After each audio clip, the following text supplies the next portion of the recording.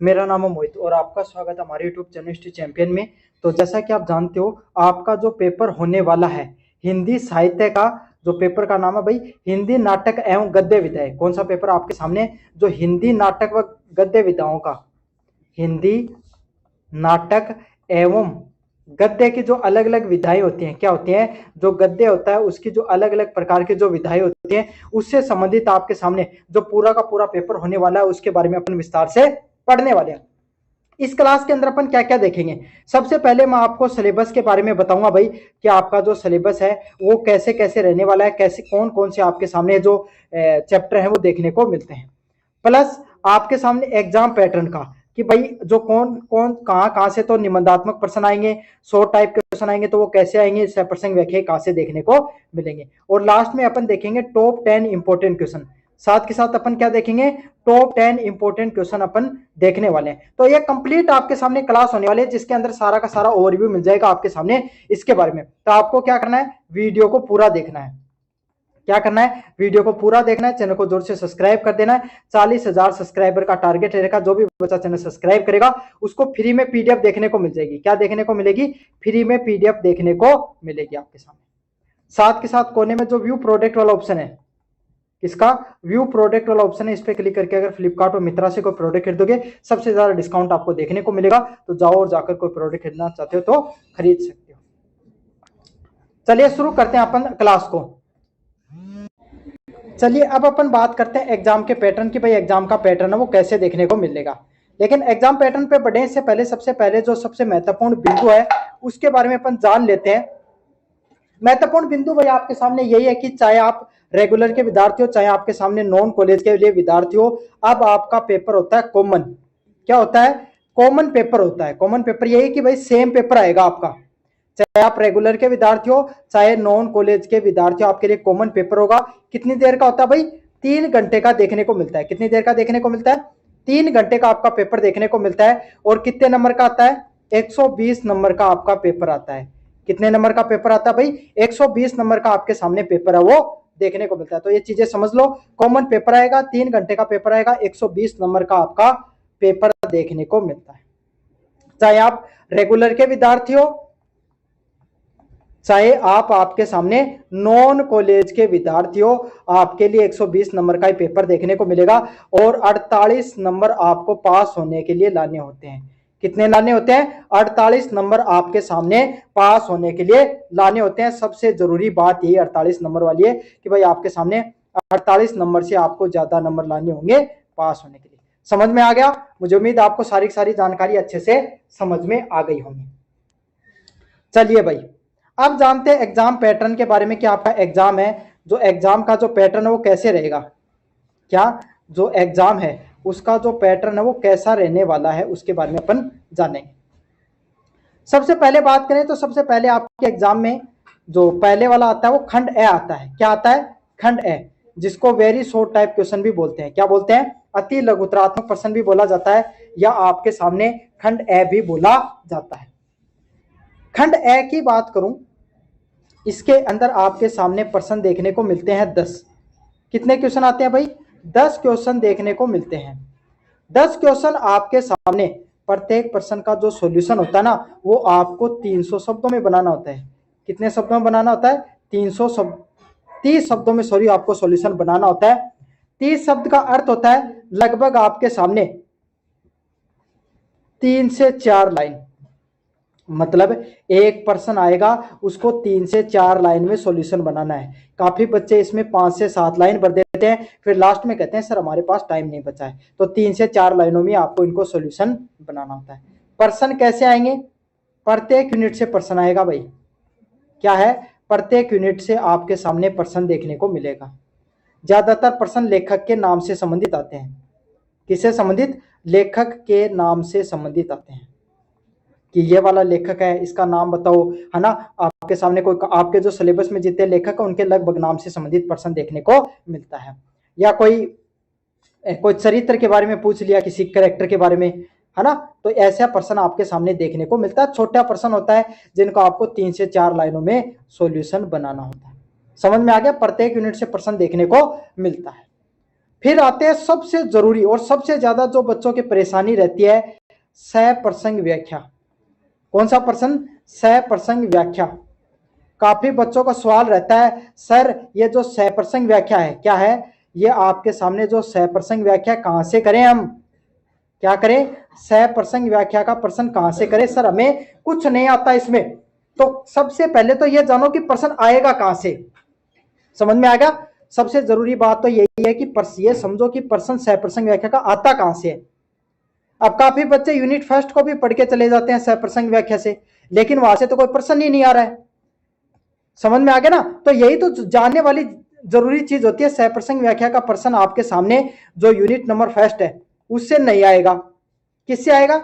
Unit number second से आएगा और यूनिट नंबर थर्ड से देखने को मिलता है।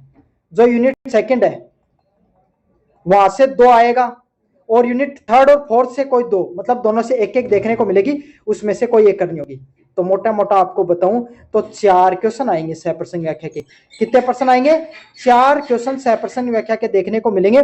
उसमें से कोई 2 क्वेश्चन आपको करने होते हैं। क्या है? कोई 2 क्वेश्चन आपको सप्रसंग व्याख्या के करने होते हैं। 4 में से 2 ही करनी होती हैं। और यूनिट सेकंड, थर्ड और फोर्थ इसी से सप्रसंग व्याख्या वो देखने को मिलती है। ये भी समझ लो।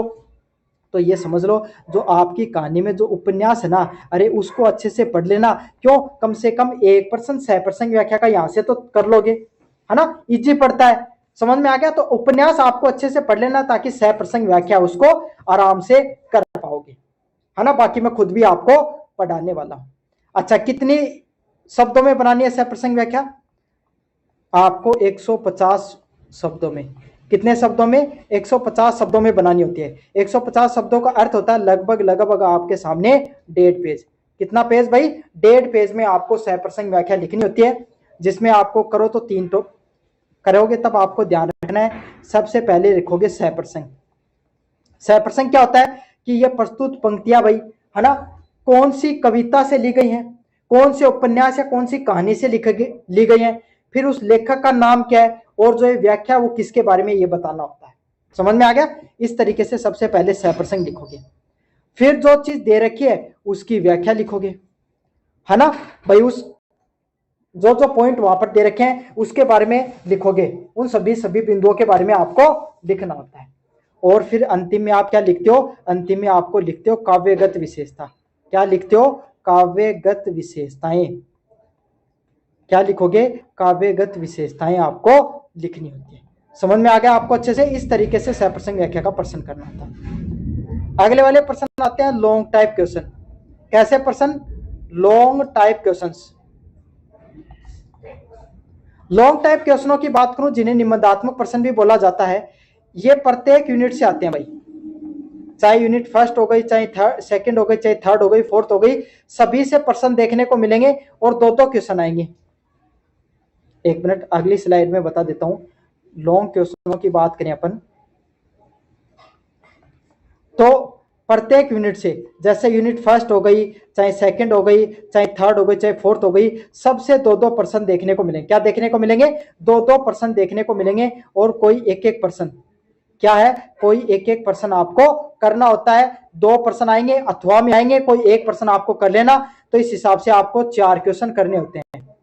कितने क्वेश्चन करने होते हैं? 4 क्वेश्चन। जैसे यूनिट फर्स्ट से 2 प्रश्न आया तो एक चूज कर लिया, यूनिट सेकंड से 2 प्रश्न आया तो एक चूज कर लिया, यूनिट थर्ड से 2 में से एक चूज कर लिया। ऐसे 4 प्रश्न आपको चूज करने होते हैं। प्रत्येक प्रश्न का सॉल्यूशन आपको 300 शब्दों में। कितने शब्दों में? 300 शब्दों में आपको प्रत्येक जो प्रश्न है उसका सॉल्यूशन बनाना होता है, जिसका अर्थ होता है कि भाई आपको लगभग 2.5 पेज भरना होता है।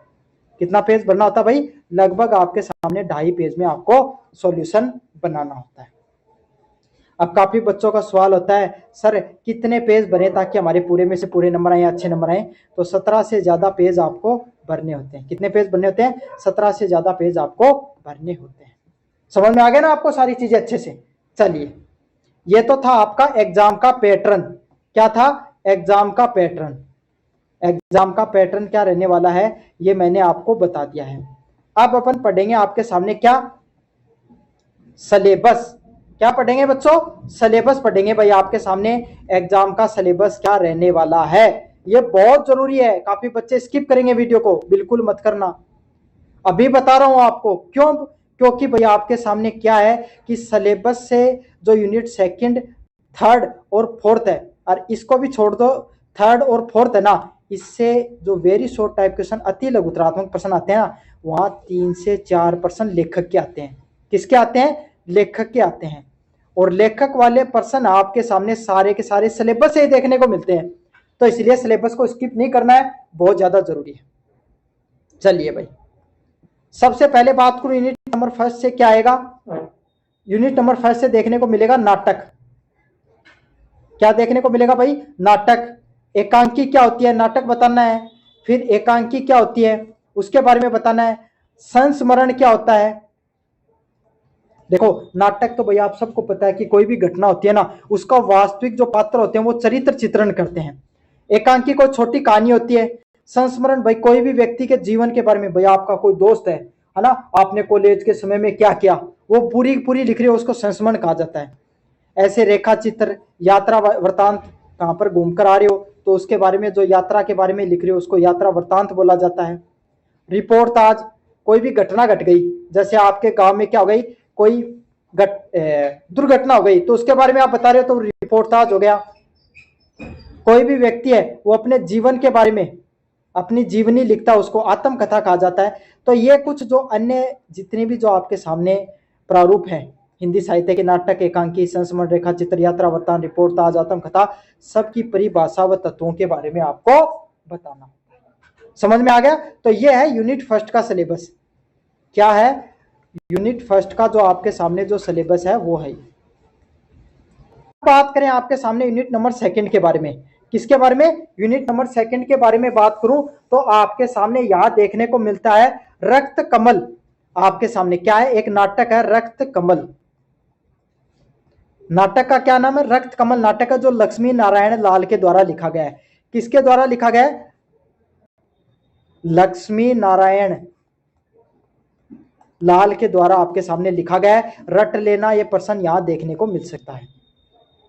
यूनिट नंबर थर्ड में राजकुमार वर्मा, विष्णु प्रभाकर, भारत भूषण अग्रवाल, पांडे बेचन शर्मा जैसे जो आपके सामने जो आत्मकथाएं वो लिखी गई हैं।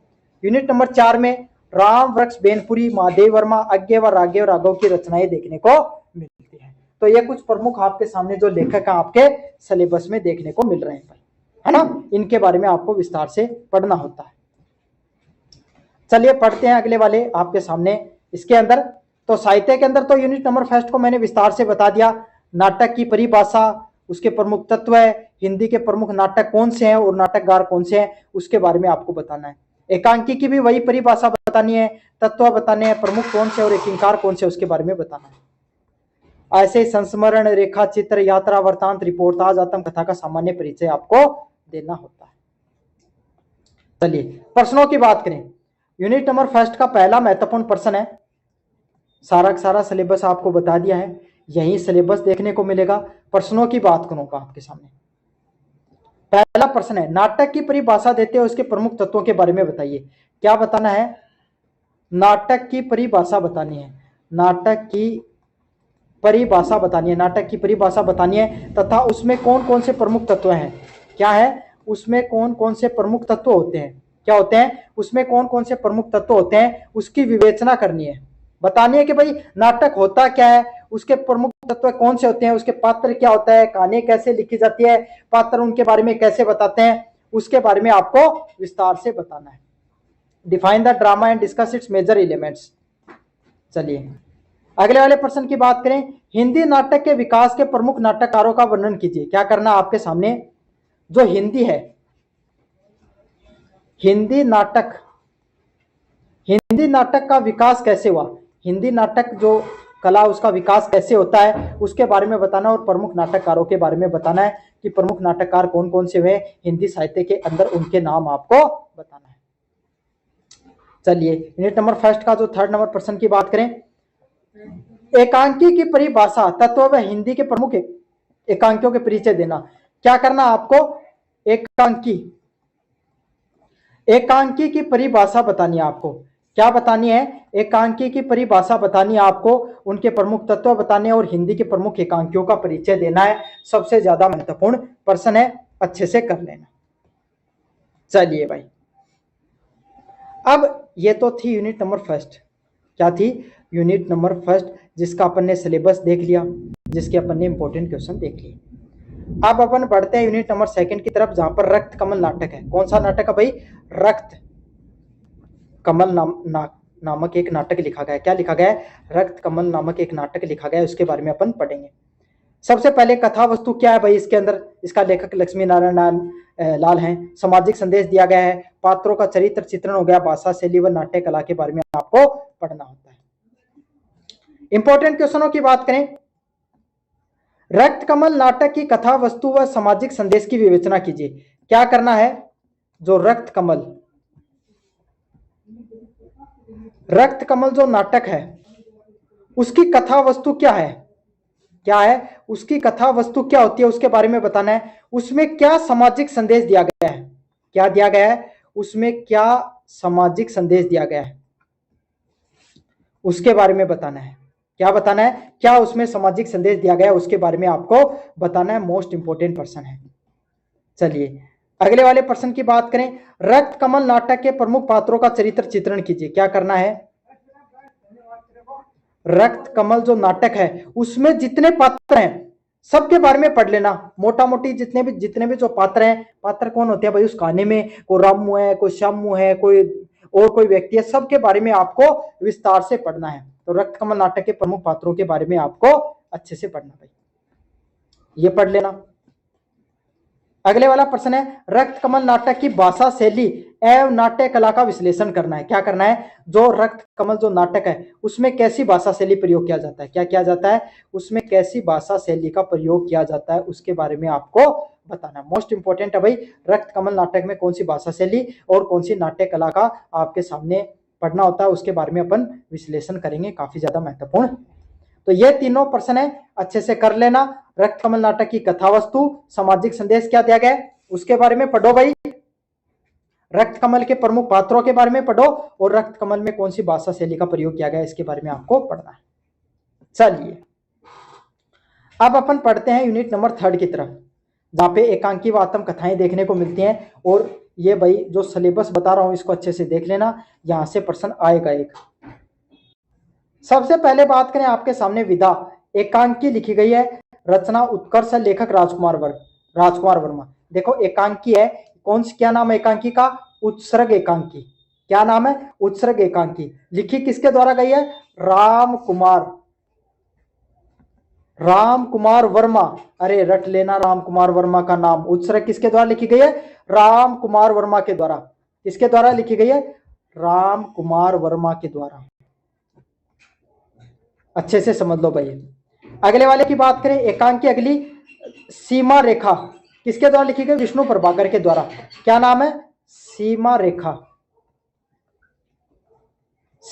नाम है, और किसके द्वारा लिखी गई है, विष्णु प्रभाकर के द्वारा। समझ में आ गया। अगले वाली एकांकी महाभारत की एक सांझ लिखी गई, किसके द्वारा, भरत भूषण अग्रवाल के द्वारा। किसके द्वारा, भरत भूषण अग्रवाल के द्वारा आपके सामने लिखी गई। समझ में आ गया आपको अच्छे से, महाभारत की एक सांझ लिखी गई है भरत भूषण अग्रवाल के द्वारा। अगले वाली अपनी खबर लिखी गई आपके सामने पांडे बच्चन शर्मा उगर के द्वारा आपके सामने अपनी खबर लिखी गई है। तो ये आपके सामने जो चारों हैं इनको अच्छे से पढ़ लेना भाई, चारों की चारों महत्वपूर्ण है।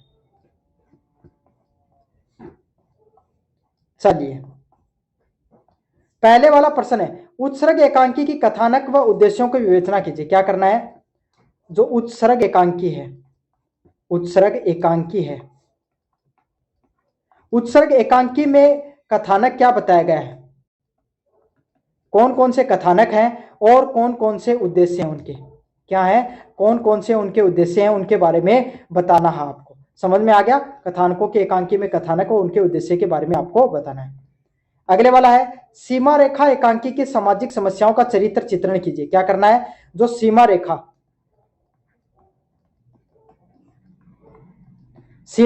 एकांकी में जो सामाजिक समस्याएं, कौन कौन सी समाज में जो अलग अलग प्रकार की जो घटनाएं घटित होती हैं, कौन कौन सी समाज में समस्याएं, उसके बारे में बताया गया, उनके बारे में आपको विस्तार से बताना है।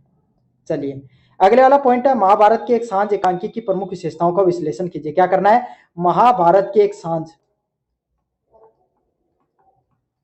महाभारत की एक सांझ नामक आपके सामने जो एकांकी है उसकी क्या प्रमुख विशेषताएं हैं, क्या है उसकी, क्या आपके सामने जो प्रमुख विशेषताएं हैं उसके बारे में आपको बताना है। मोस्ट इंपोर्टेंट प्रश्न है। कैसा प्रश्न है? मोस्ट इंपोर्टेंट प्रश्न है, अच्छे से पढ़ लेना। चलिए यूनिट नंबर 4 के बारे में पढ़ते हैं, गद्य की विभिन्न विधाएं, जिससे संबंधित आपके सामने कुछ जो प्रमुख कविताएं कहानियां हैं। रेखा चित्र है सरजू भैया। क्या है? सरजू भैया आपके सामने एक रेखा चित्र है जो रामवृक्ष बेनपुरी के द्वारा लिखा गया। मोस्ट इंपोर्टेंट है। सुभद्रा कुमारी चौहान किसके द्वारा? महादेव वर्मा। सुभद्रा कुमारी चौहान आपके सामने संस्मरण, भाई सुभद्रा कुमारी चौहान के जीवन के जो महादेव वर्मा ने उनके साथ जो जीवन में जो वक्त बिताया, वो उनके करेक्टर कैसा था सुभद्रा कुमारी चौहान का, उसके बारे में महादेव वर्मा ने लिखा है, संस्मरण है। बहता पानी निर्मल अज्ञ के द्वारा लिखा गया यात्रा वृतांत है। क्या है? वो यात्रा में घूमते हैं तब वो यात्रा वृतांत उनके द्वारा लिखा गया और अदम्य जीवन राघव के द्वारा लिखा गया है, रिपोर्टाज। चलिए पहला प्रश्न है, सरजू भैया रेखा चित्र की विशेषताओं का आय पक्ष की विवेचनाओं के बारे में बताइए। क्या बताना है? जो सरजू भैया है, कौन है? जो सरजू भैया है उसके आपके सामने रेखा चित्र की बताना है और उनके भाव पक्ष के बारे में आपको बताना है। मोस्ट इंपोर्टेंट प्रश्न है। महादेव वर्मा सुभद्रा कुमारी चौहान के संस्मरण की विशेषताओं का वर्णन कीजिए। क्या करना है? जो महादेव वर्मा में सुभद्रा कुमारी चौहान है उनके संस्मरण की क्या क्या प्रमुख विशेषताएं हैं उनके बारे में आपको बताना है। लास्ट नंबर है अदम्य जीवन रिपोर्टाज की विषय वस्तु के बारे में आपको बता देना है। चलिए देखो, अगर आपको अच्छे से पढ़ाई करनी है तो कुछ चीजें आपको जरूर से पढ़ लेनी है। एक तो भाई जो आपका चैप्टर है, एक तो जो आपका पाठ है, पाठ्यक्रम है ना, उसमें जितने आपके सामने जो कम से कम 8 चैप्टर आपके 8 अलग अलग कहानियां रेखा चित्र है उनके बारे में अच्छे से पढ़ लेना भाई। बाकी मैं खुद भी पढ़ाऊंगा। उसमें कौन कौन से चरित्र चित्रण है ना, चरित्र चित्रण से संबंधित व कथा वस्तु से संबंधित प्रश्न हर बार देखने को मिलता है, अच्छे से पढ़ लेना और अच्छे से पेपर में लिख कर आना, तब आपको पूरे में से पूरे नंबर मिलते हैं। चलिए भाई, यह था आपके सामने पूरा का पूरा हिंदी जो नाट्य कला है उसके बारे में उनके बारे में विस्तार से बता दिया है। कैसा लगा वीडियो जोर से बताना, चैनल को जोर से सब्सक्राइब कर देना। धन्यवाद।